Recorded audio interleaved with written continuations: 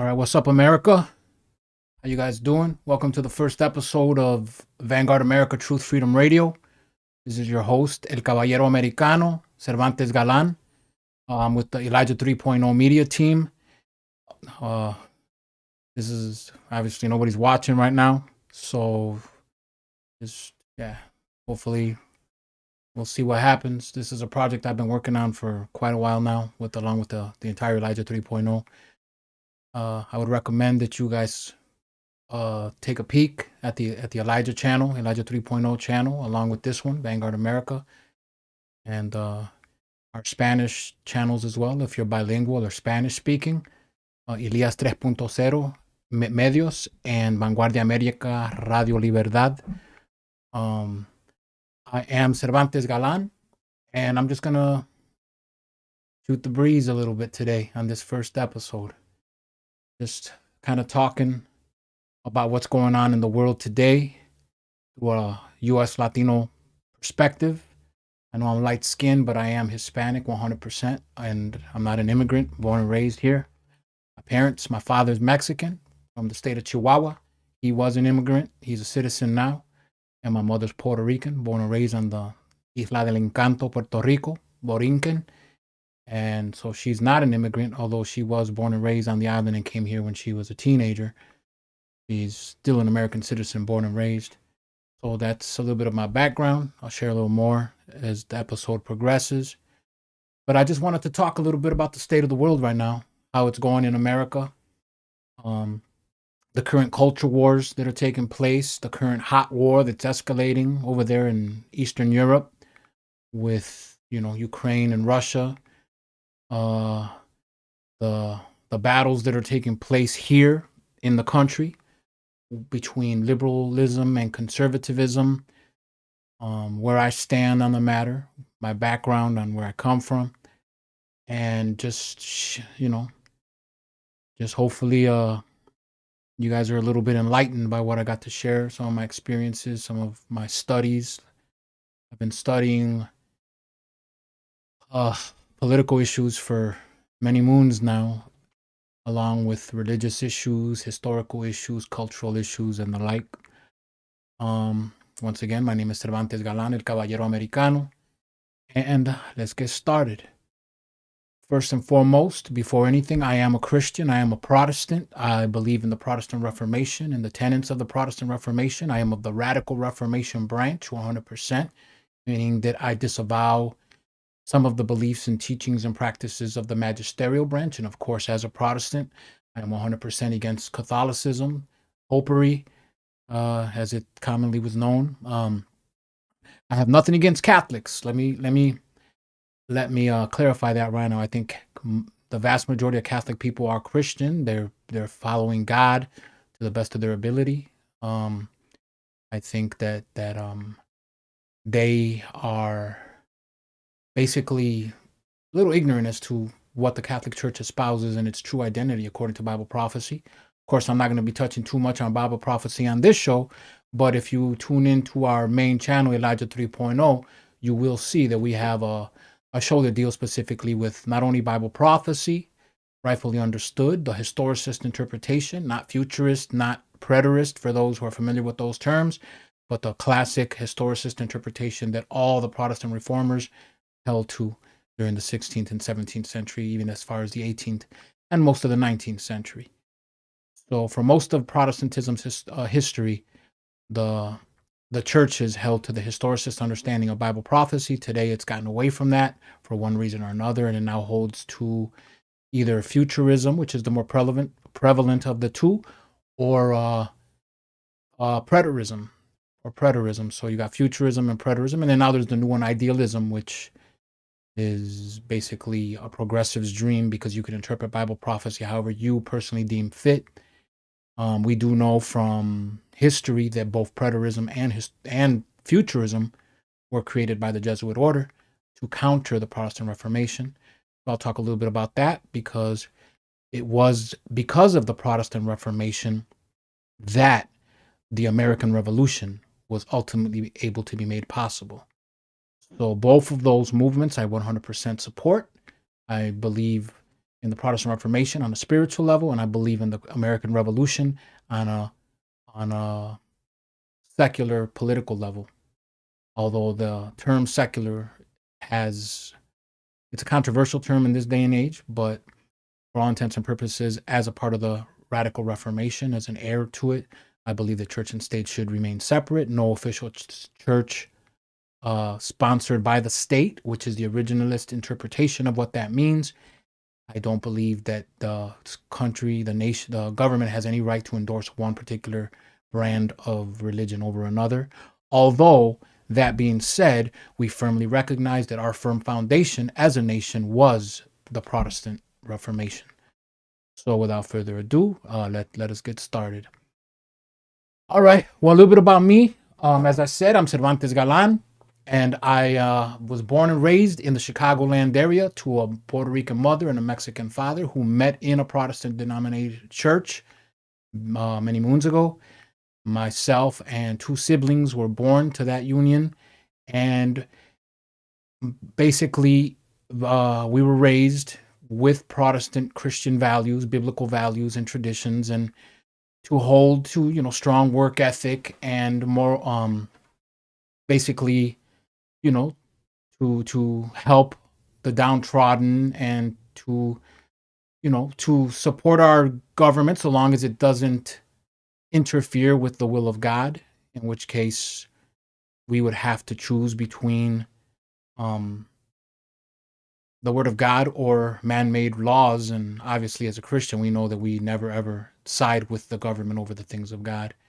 So for most of America's history, that was not an issue up until fairly recently, going back to the 1970s with the passing of Roe versus Wade. That was one of the main dominoes that was knocked over that started the chain reaction to the point where we are today, where progressive liberalism or leftism has now taken over, for all intents and purposes, all aspects of American society. All institutional power now is held by progressive leftists, and they are as intolerant as they claim that any opposition is.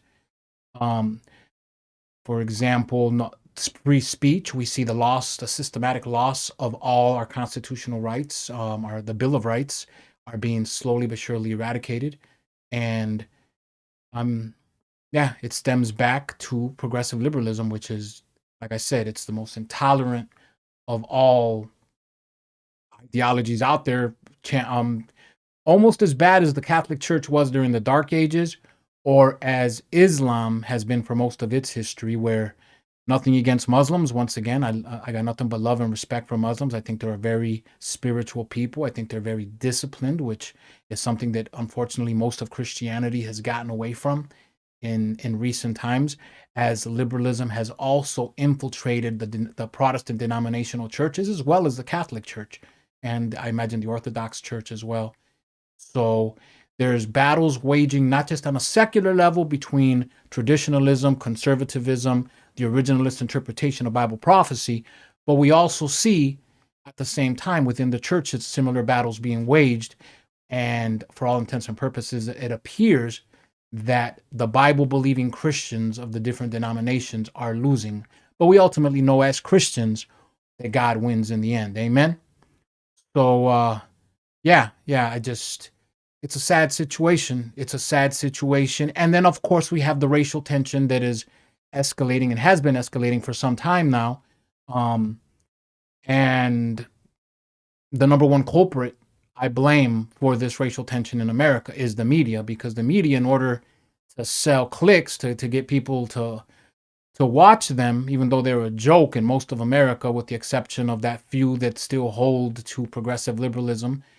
And I do believe it is a minority that are progressives in their understanding the power. The only problem is they're the loud minority, and they're the ones that the corporations bend the knee to, because the corporations don't have to worry about traditionalists or libertarians or conservatives or Christian conservatives or any of these groupings that fall on the right side of the spectrum. No corporations, no government has to worry about any type of rioting or destruction of property or threats to life. from the right, even though the media does an amazing job of painting it as such. But the reality is that year after year, the FBI crime statistics don't prove that. Now we do have a few extremists of the far right that, yeah, they they are guilty every once in a while of doing horrendous things. There is for example, the what was it, back in 2017, on August 12th of 2017 in Charlottesville, which was a tragic event that took place. There was another organization that stole this name. For anybody who's thinking that because we're called Vanguard America, that we're supporting that other organization, Vanguard America, Blood and Soil, nothing can be further from the truth. We completely disavow. I'm Latino, and I'm not down with no white supremacy. As a Latino, my father, my Mexican father is I hate to use the term person of color, but he is a stereotypical Mexican man, a lot of indigenous blood, from the Apache tribe, the Tarahumara tribe, and my mother, of course, is a light-skinned Puerto Rican, but that doesn't take away from her Latinaness just any more than it takes away from my Latinoness, that I'm a light-skinned Hispanic. So I know that in today's political culture war atmosphere that we see going on, we got, everything is about race now. It's as if Martin Luther King Jr.'s "I Have a Dream" speech would be basically rejected by the left for being too soft on what they would probably consider white supremacy, the idea of equality. Now, no, there ain't. The left may scream diversity, equality, inclusion, but they are the least individuals who want any of this. They want totalitarian control, and they're not happy with the control they have now, and they're trying to get more. I mean, cancel culture, for example. There was a time when liberalism, when I was a Democrat back in the 90s, when I was real young, the Democratic Party wasn't as crazy as it is today. The Democratic Party championed noble causes, and the underlying philosophy that I held to at that time, which all liberals held to, I may not believe with what you say, but I will defend to the death your right to say it. That philosophy today has been abandoned by the left and has been picked up by the right, and I'll go a little bit more into the state of today's right as well a little later. But now the philosophy that's espoused by the left is, if I don't like what you say, I'm gonna do everything in my power to silence you, to cancel you, to destroy you, to get you fired, kicked out of your residence, destroy your property, and even violently attack you, because what they see as hate speech, they think is violence, and that gives them the excuse to physically be violent upon you by any means necessary, as they say. And I used to be, like I said, I used to be a Democrat, and then there was a time when I'm ashamed to say it, but I was a Marxist. I was a socialist, I was young, I was idealistic, dreamer, so to speak, and through the subculture of my choice, I was into the subculture of hip hop. It was an alternative to gangbanging. Obviously, there's an epidemic in the Latino communities, unfortunately, where there's a lot of gangbanging, a lot of just negativity in the culture. It's a sad state. And my father, who was very much, we grew up in a neighborhood, in the hood, if you will, in the barrio over here in the suburb just west of Chicago, almost all Hispanic. And we saw gangbangers, had a lot of friends that are gangbangers, still got a lot of friends that are ex-gangbangers, and they outgrew it by God's grace. But so yeah, we weren't street ignorant, but we stayed away from the streets thanks to my father.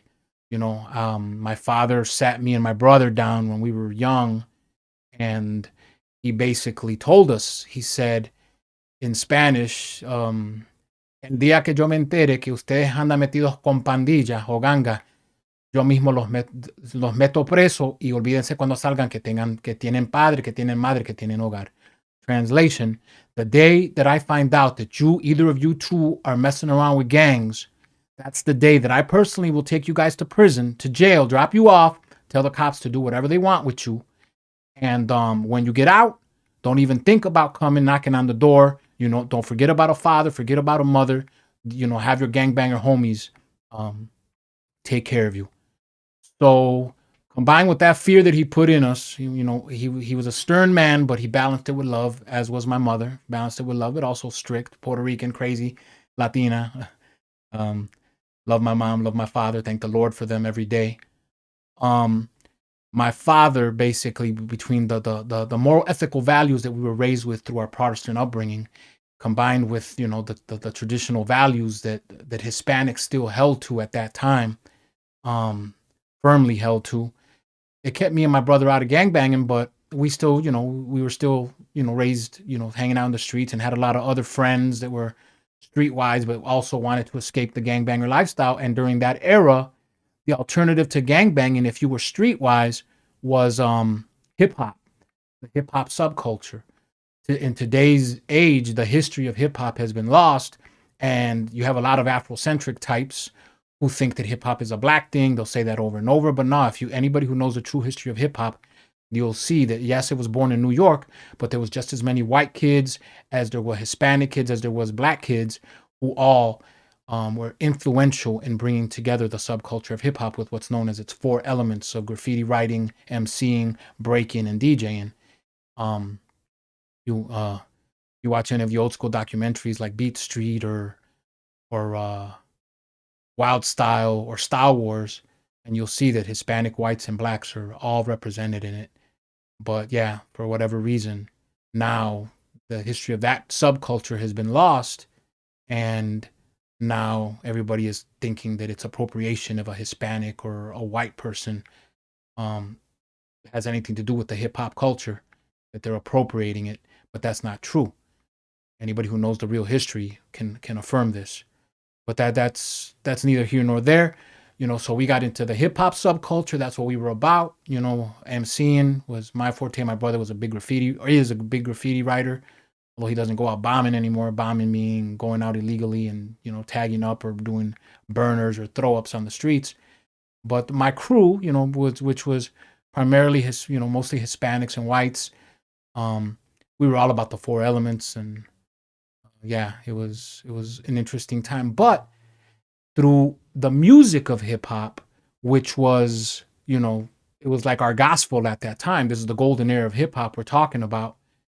Uh, there was an underlying element of socialism that was prevalent in most of the hip hop artists. I'm thinking Public Enemy. I'm thinking The Coop. I'm thinking who else? Yeah, there's a few others, but and then there was also Afrocentric, like also Public Enemy. You had Parrish. You had quite a few individuals, X Clan, and through listening to this hip hop music, I became revolutionized because the underlying philosophy of the hip hop at that era, what I call positive hip hop, was knowledge of self. And through that knowledge of self, through that philosophy, I said, well, I'm a Latino. Let me learn about my history, my roots, my heritage, my culture. And since I'm mixed, Mexican and Puerto Rican, and through church, we born and raised in Spanish speaking church, I came into contact with Peruvians and Central Americans and Colombians and Argentinians and Dominicans and Cubans and the rest of Hispanic America. And so I realized that yeah, we have slight differences, but we have more in common than not.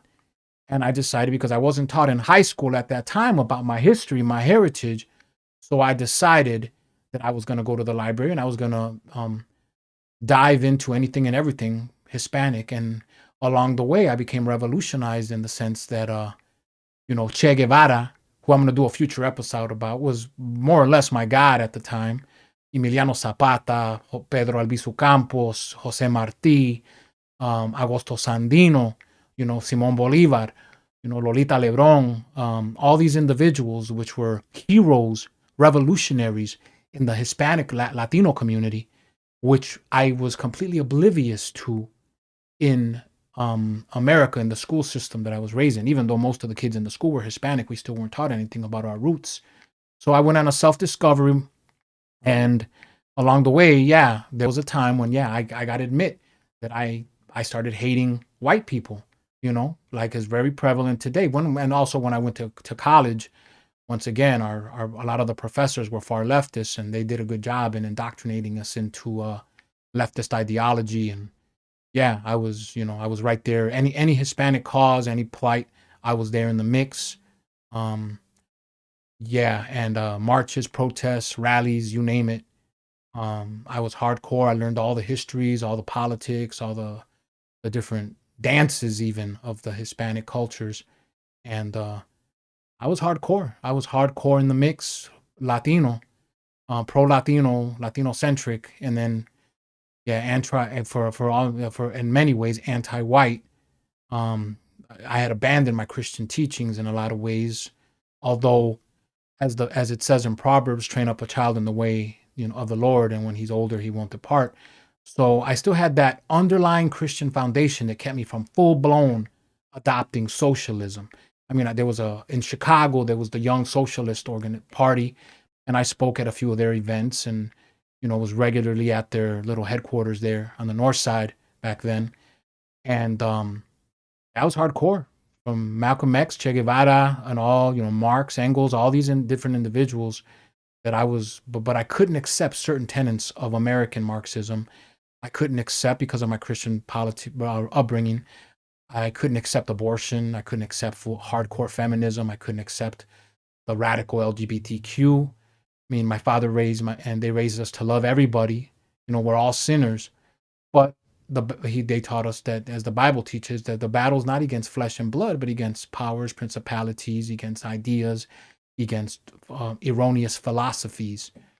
So I basically I couldn't adopt all the tenets of American Marxism. I remember one time after speaking at an event, a certain individual came up to me who knew my views on these moral ethical topics, and they basically came up to me and said, you'd be the perfect Marxist, the perfect revolutionary, if you could abandon your belief in God and that book of fairy tales, the Bible, which by God's grace I never did. Um, uh, so yeah, so that was me back then, and eventually I gave my life back to the Lord by God's grace. He called me out of the foolishness of leftism, and yeah, I recommitted myself to God and his word by God's grace, fighting in his army of saints. Um, but anyway, we fast forward to today, or just a few years ago, and you see what's going on, man. The rise of totalitarianism and authoritarianism. Man, it's just, and it's all through this wokeness, these fools, these ignorant fools who are still sold on this dead end ideology that is socialism, that is Marxism, and they just don't realize. I mean, they'll call the right fascist, but they don't even understand the true definition of what the term fascism means. You got individuals that will call conservatives fascists when the corporations back up the woke. All corporations have gone woke for the most part.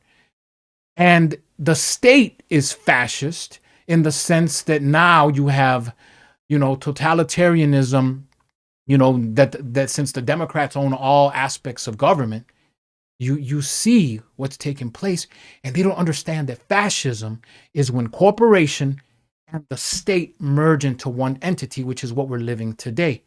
Just yesterday, no, I'm sorry, Wednesday on the main E3.0 channel, we have a weekly segment that we do on health and healing. Now, I myself believe in the biblical understanding of health and healing. So as the brand of Christianity that I was raised in, I was raised kosher. I never ate swine. I never ate what the Bible considers unclean meats.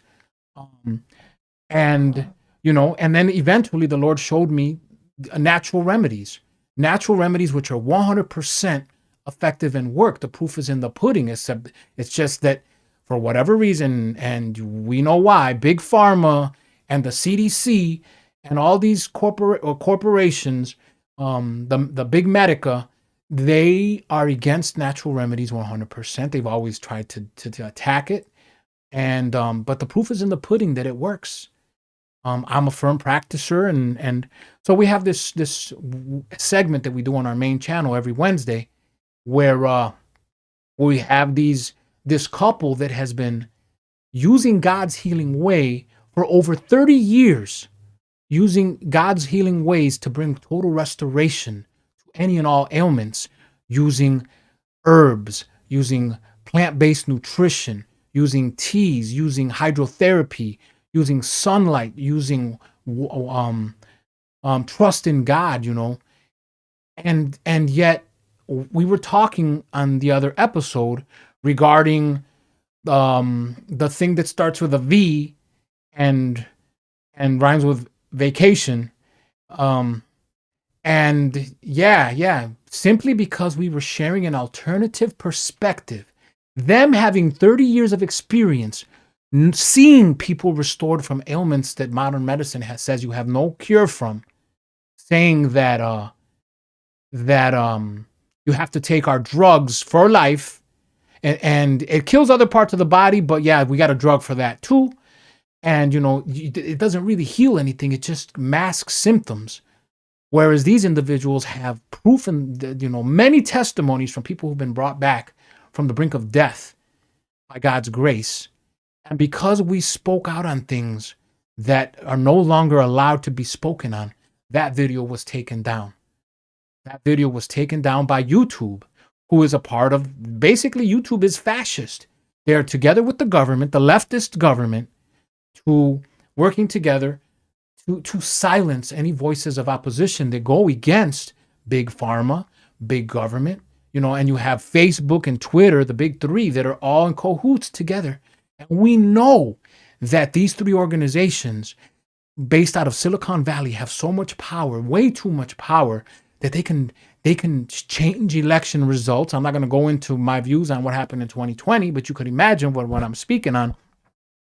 And by the way, not that I'm a Republican, because I don't like that party either. I'm an independent. I'm a constitutionalist, independent, centrist. So, no, I'm not saying that we need to go from one extreme to the other, but I am saying that the time is now to leave the Democratic Party, because it's gone full-blown satanic with the immorality. It's a death cult, 100% death cult.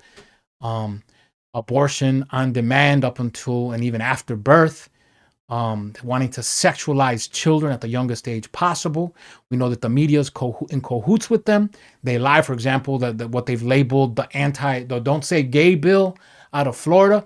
Anybody who takes the time to study that bill out and what it's about, we see 100% that it has nothing to do with not saying gay, but it has everything to do with not sexualizing innocent children from kindergarten to third grade, which in my opinion doesn't go far enough. I believe that at least up until 8th grade, that you got no business. It is the parents' right to teach the child about sexuality when they deem it the right time. And that these schools, these Marxist indoctrination camps that have now become the public education system, that they have no right whatsoever under God and under parental guidance to basically sexualize children, teaching them about 9-binary and 200 genders, and telling them that you don't know if you're gay, why don't you try it first and you might like it. You know what I'm saying? And this is all demonic, because these individuals know that psychologically, that once you try something, that you have neurological patterns that are created in the mind, and that once you try something, it's that much more difficult to end it. That's why we have an epidemic of drug abusers, of porn addicts, of women who now see abortion as birth control, and they proudly boast their abortions. I've had this many, I've had that many.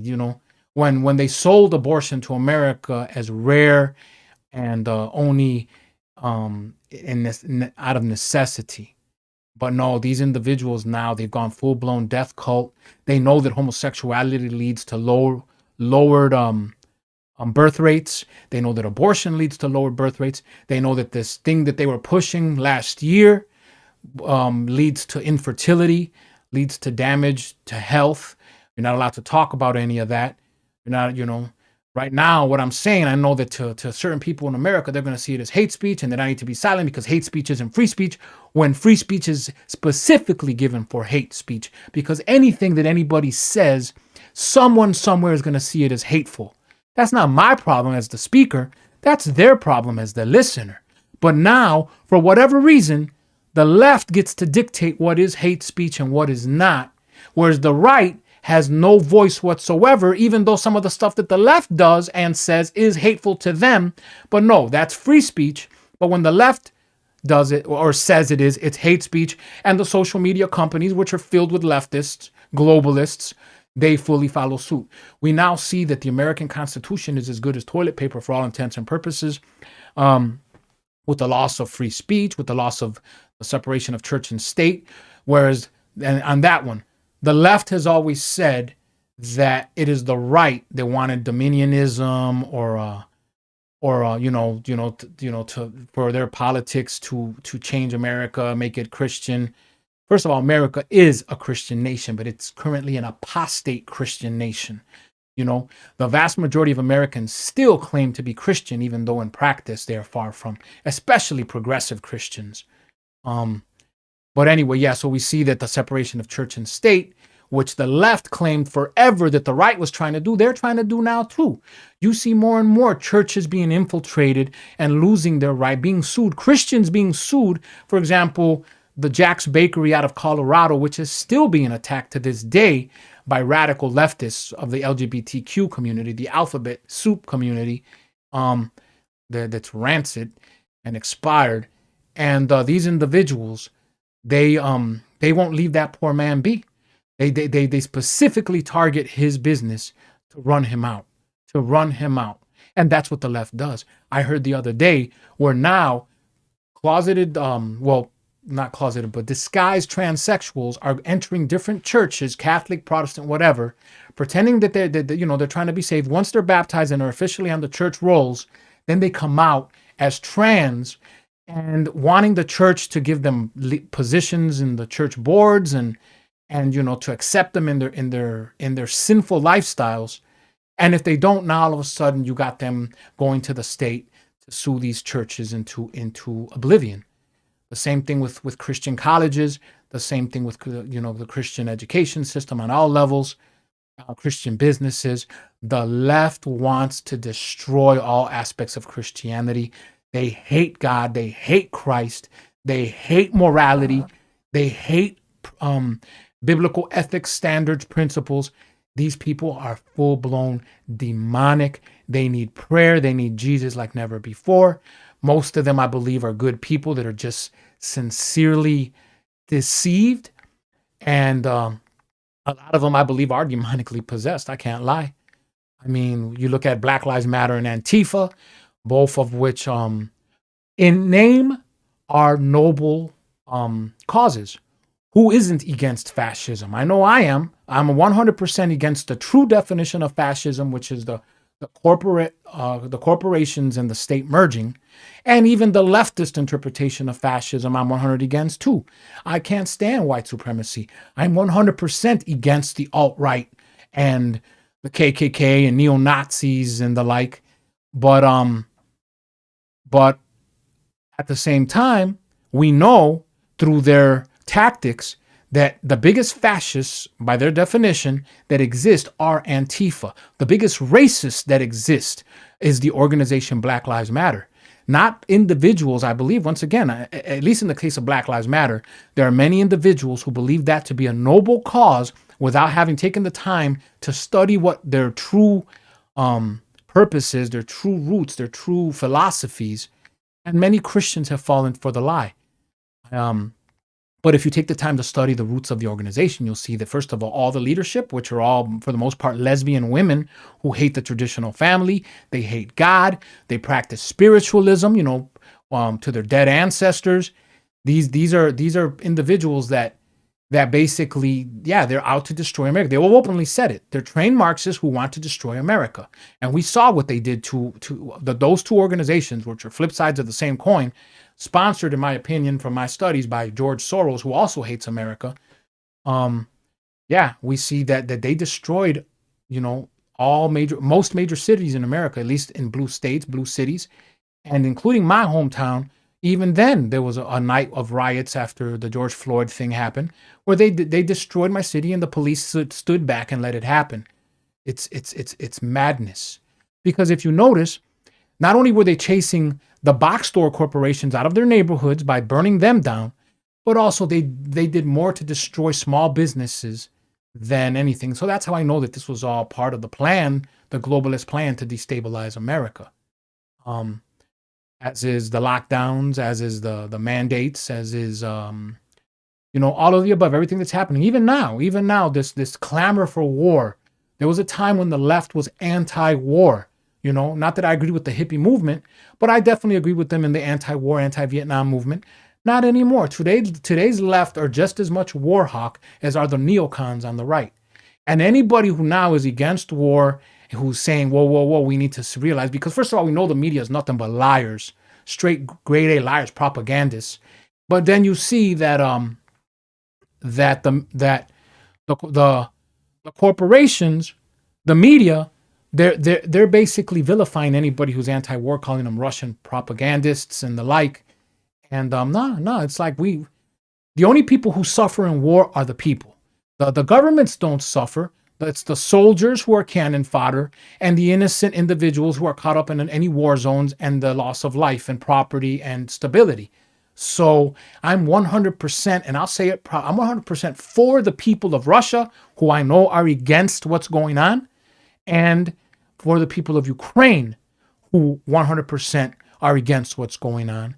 And even for the people of China, who've been living under a totalitarian communism as far back as you can remember. And these individuals also, these are individuals, that need prayer. They need to be brought with the gospel, if anything, of what's going on.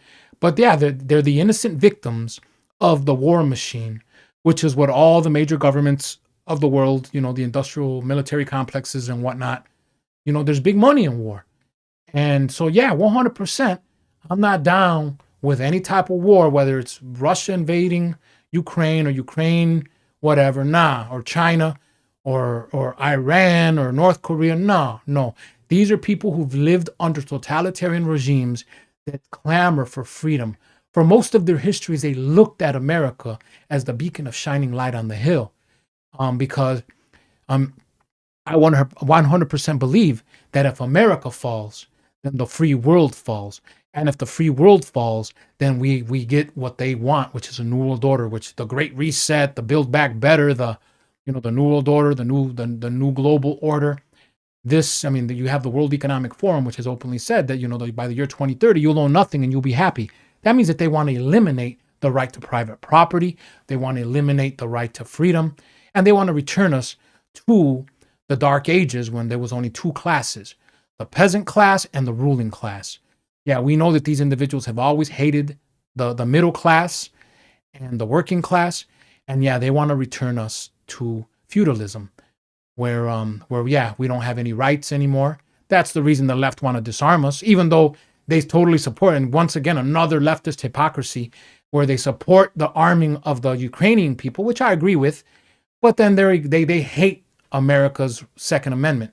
But by God's grace, we have this Second Amendment, whether you believe in guns as a Christian or whether you're like Desmond Doss, who's a pacifist. Nevertheless, we have to give thanks to God for that Second Amendment, because it's a check and balance from totalitarian government really going into overdrive. And that's the one thing I guarantee you that they're going to focus on here in the near future, is disarming America, because they already have stripped, as I said, they stripped us of basically the entire right as codified in the First Amendment is dead. Whether it, like I said, it's religious liberty. Now it's only religious liberty as long as that as your religious beliefs line up with the majority.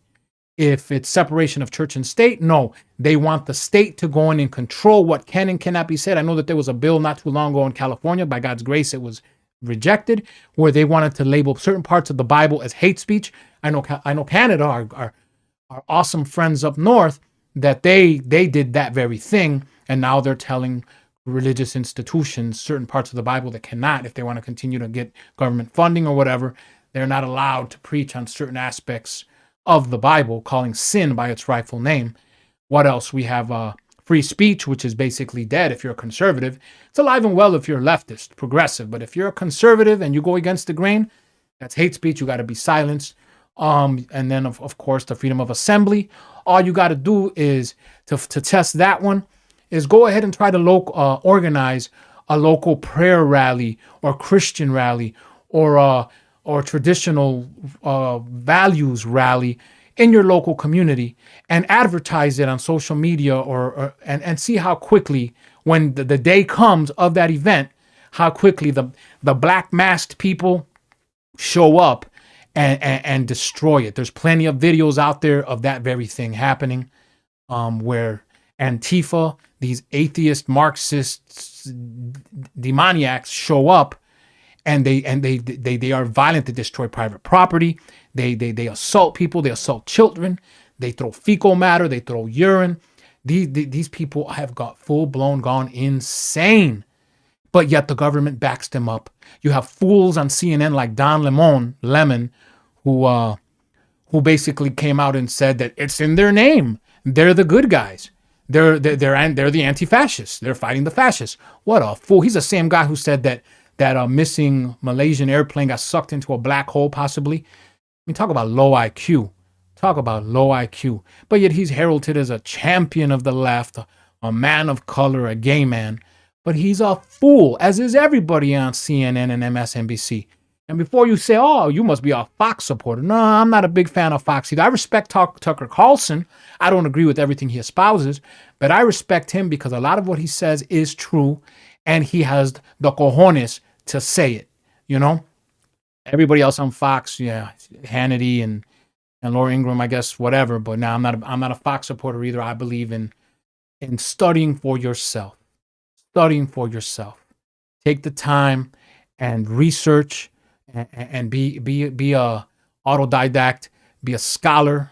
And yeah, the one thing we have on the internet, yeah, never before has there ever been a generation that's had more access to information than we do today. Now there is, of course, if you Google it, you know, they censor a lot of truth, and DuckDuckGo just sold out not too long ago.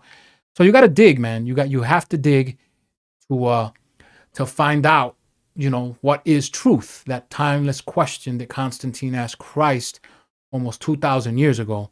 What is truth? But, you know, to the left, they don't want truth. They want power. And they'll do everything in their power to twist truth to make it seem as it is truth, even though it is 100% against the things of God and against what our founding fathers set up in the United States of America. You know, so yeah, that's what's going on. And of course, you know, you got eugenics. I mean, it's sad because they'll say, you know, they've lied to an entire generation of women and men to say that the my body, my choice in regards to abortion, lied to them to believe that an unborn child isn't a life and is easily disposable, thanks to that racist Margaret Sanger, who even she purposely said that, you know, through eugenics, that she wanted to eliminate the unwanted, the lower races from being able to procreate. And yeah, there's a reason. You do them. What, more black children are aborted in New York City than are born. You got more Hispanic children now, more and more. As I said, we were once a proud traditional people, even though for whatever reason, our default setting seems to be left for all intents and purposes. But more and more are waking up. I mean, you see the 2020 election where the Democratic Party was upset that a lot of people, Hispanics for the first time, were shifting more Republican, except for the ones that are still caught up on Telemundo and Univision and CNN and MSNBC, who are completely brainwashed and out of touch with reality. You know, we got our dear hermanita, Alexandria Ocasio-Cortez, who, oh man, we got to pray for that poor sister. We have to pray for that poor sister because she is a Marxist who hates America through and through. I'm not saying everything she espouses is wrong, because although I do believe that there is that is a nation's right to secure their borders and to vet anyone trying to come into their country, I also recognize that the United States, while it does have its Dr. Jekyll side, which is the humanitarian, American exceptionalism, democracy. Yes, but it also has its Mr. Hyde side, which is the war machine, the imperialism. And you only have to look at the 20th century to see that America is not innocent of the destabilization of the Latin American region in particular. So, but it's not just America's fault. Whether it was right-wing dictators or left-wing dictators, the people always suffered, whatever. So I understand the desperation from Central Americans, Mexicans, Cubans, and the like, risking life and limb to come into America to get a slice of the American pie. But the reality is, there is not a Latin America. As much as we're proud of La Raza and whatnot, we're unified as the mixed people of the Western Hemisphere. We love our culture, we love our foods, our traditions. There's not a Latin American country of the 19 Spanish-speaking, 18 plus Puerto Rico. Of the 18 official republics in Latin America, there's not a one that leaves their borders unprotected, that is down for open borders, that freely wishes anybody else to pour into their countries. No, all of them want to preserve their national identities. And when they do it, it's patriotism, it's nationalism. But for whatever reason, when the United States does it, it's racism, it's xenophobia. No. We have the right to defend our borders. A nation that loses its borders eventually ceases to be a nation. And that's what we're seeing today with the influx of immigrants. Once again, I don't blame the immigrants. I believe they're being used as pawns in the game, just like most adherents to Black Lives Matter. And I want to believe most adherents to Antifa as well. These are individuals that are being used as useful idiots so that they can destabilize this nation, which is the only beacon for freedom in the entire world. And if America falls, the entire world falls with it. And the left is hell-bent on destroying America and destroying Christianity, our firm foundation as a nation.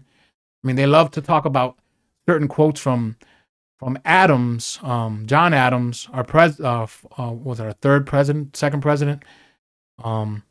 They love to say about how America is in no way based on the Christian tradition, religion, but they forget other quotes from him. For example, where he says, "Our Constitution was made only for a moral and religious people. It is wholly inadequate to the government of any other." And you want to see the proof of this? All you got to do is get into a debate. If you're able to get into a debate with a leftist, which is a rare occurrence in this day and age, and you challenge them on the Constitution, they'll claim that they're pro-Constitution, they're pro this and that.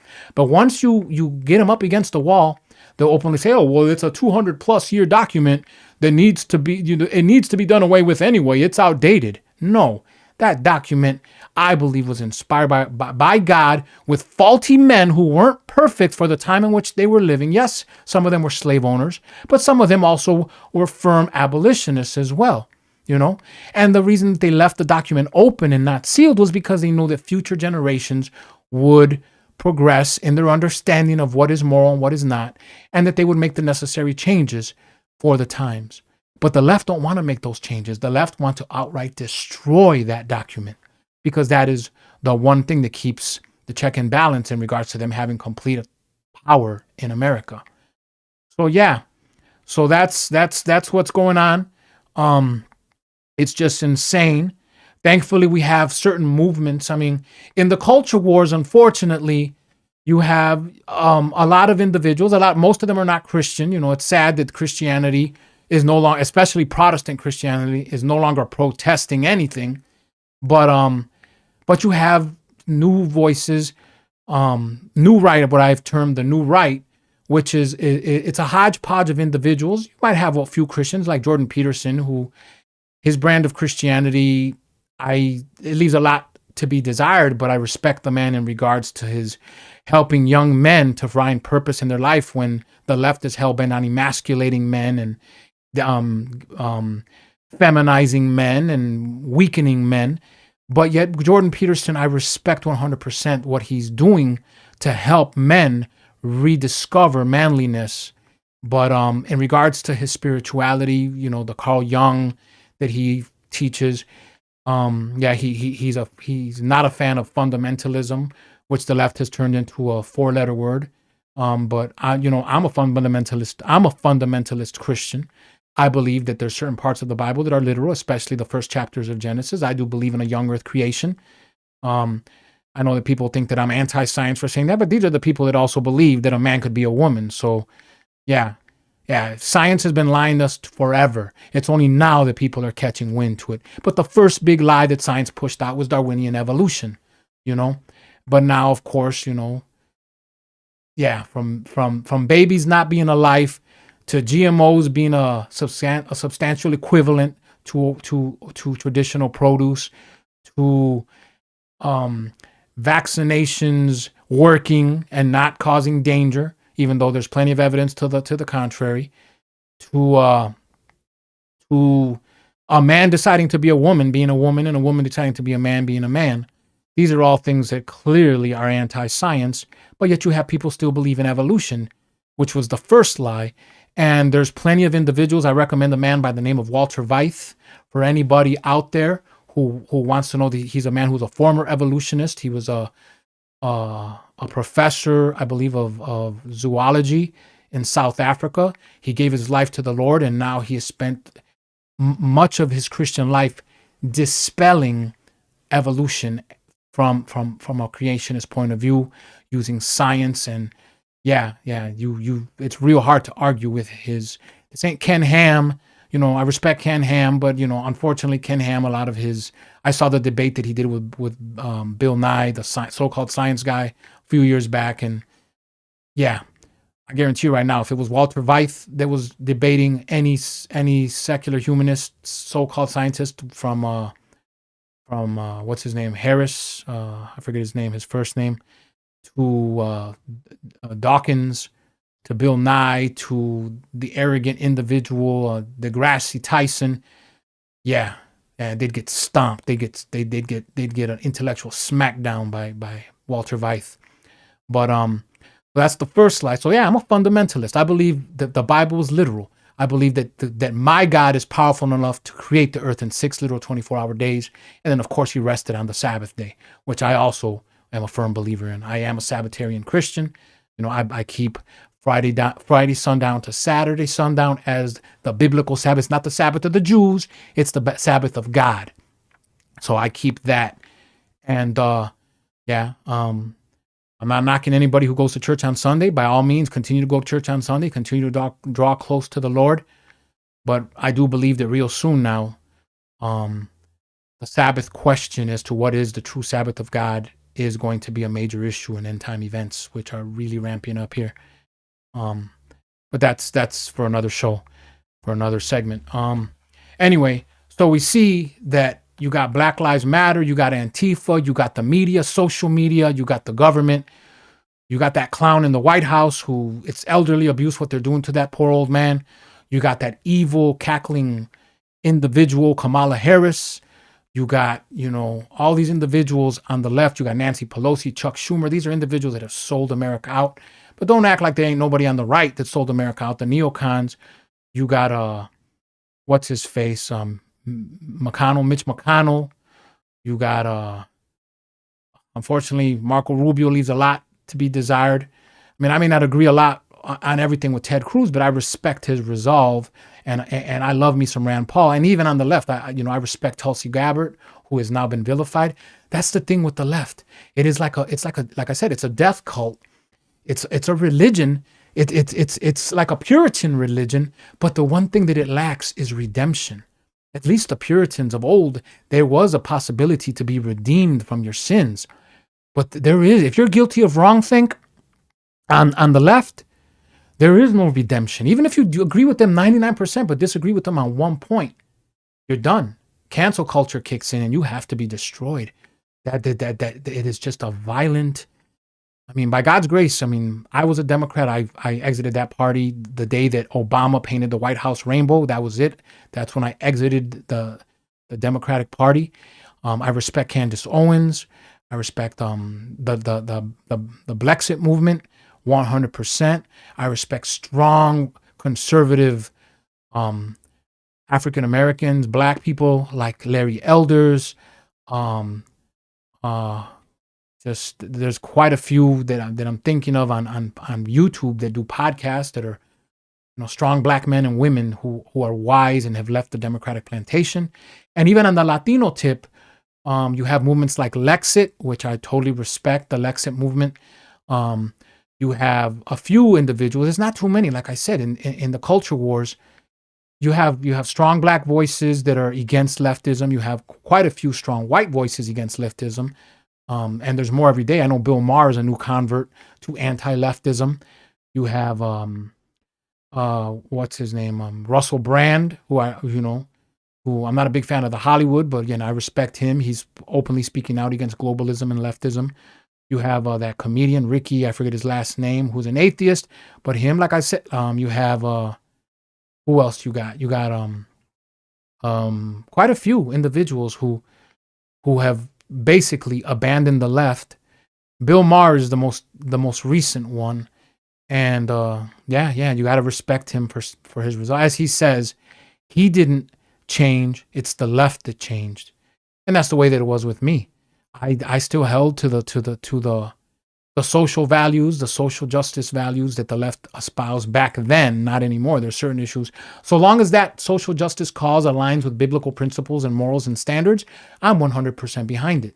That's why, I mean, I know there's a lot of conservatives that are going to disagree with me, but I do believe in amnesty for most immigrants. And it's not just because I'm Latino, because I believe it extends way further than the Hispanic.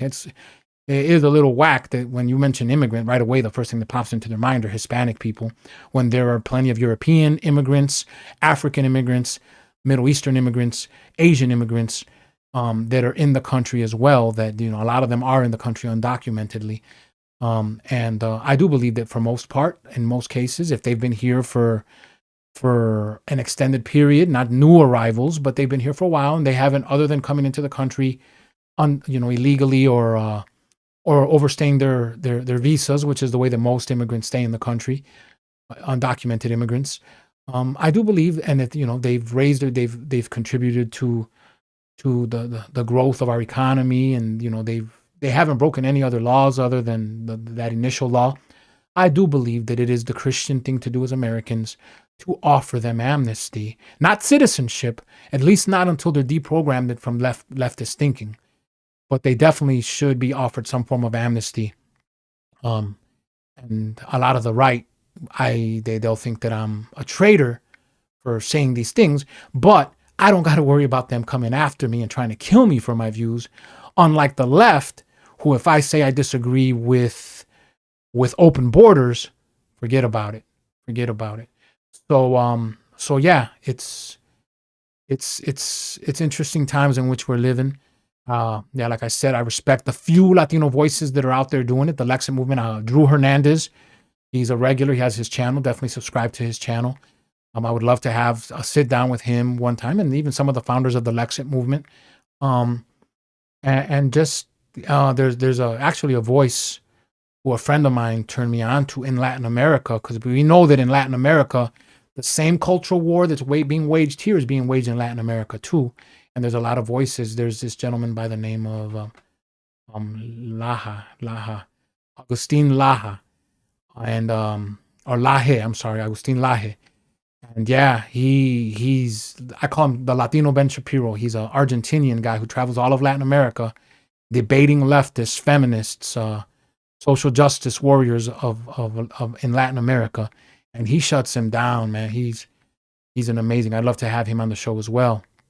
And of course, there's Coach Red Pill. He's a Chilean guy.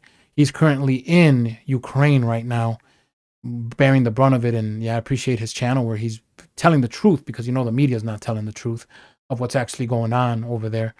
So yeah, you have a small handful of Latinos who are, throwing their lot into the culture war, but it's way too few. way too few. So I'm Cervantes Galán, el Caballero Americano, and I'm, I mean, I had a Twitter account, but back in 2020, January 8th, even though I disavowed the insurrection that happened. I mean, if you want to call it insurrection, the media blew it out of proportion. But yeah, I definitely was against what the right wingers, and I know that there's more to that meets the eye as well. I believe it was a false flag operation that a lot of conservatives got sucked into, the mob mentality.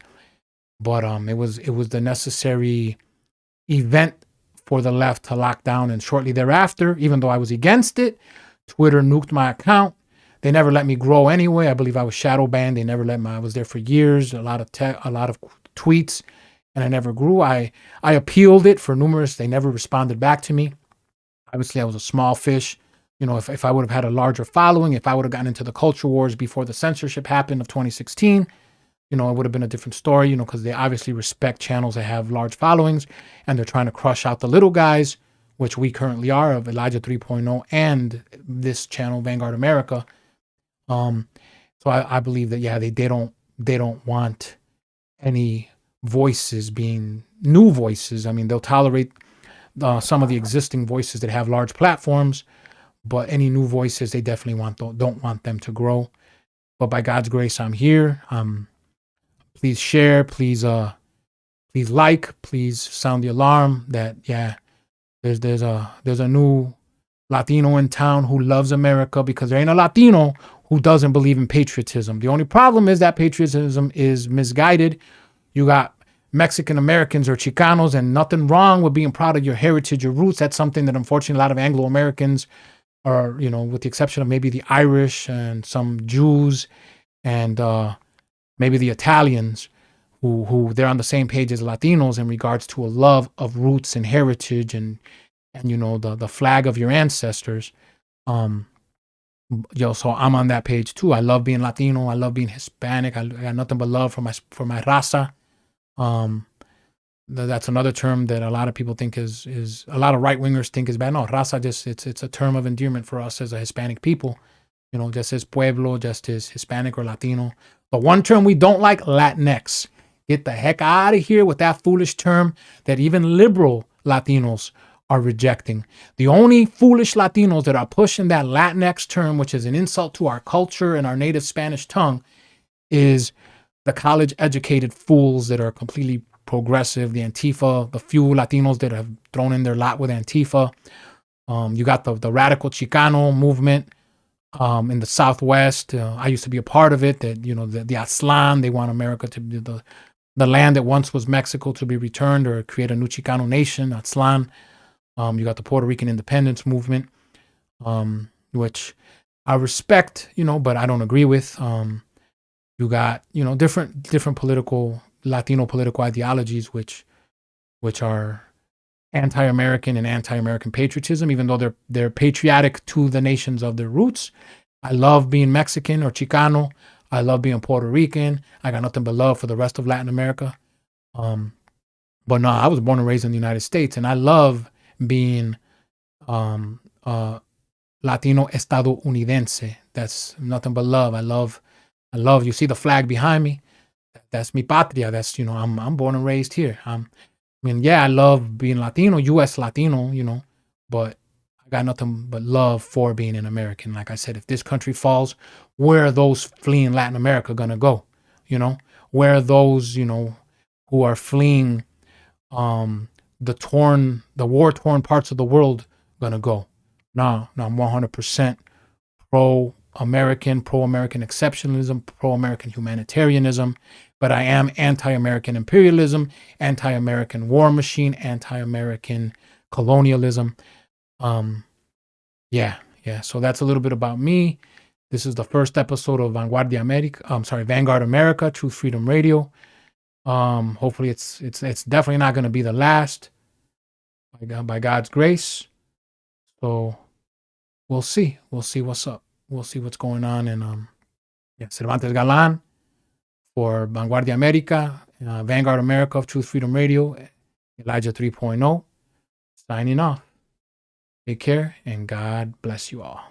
God bless America. God protect America. Peace out.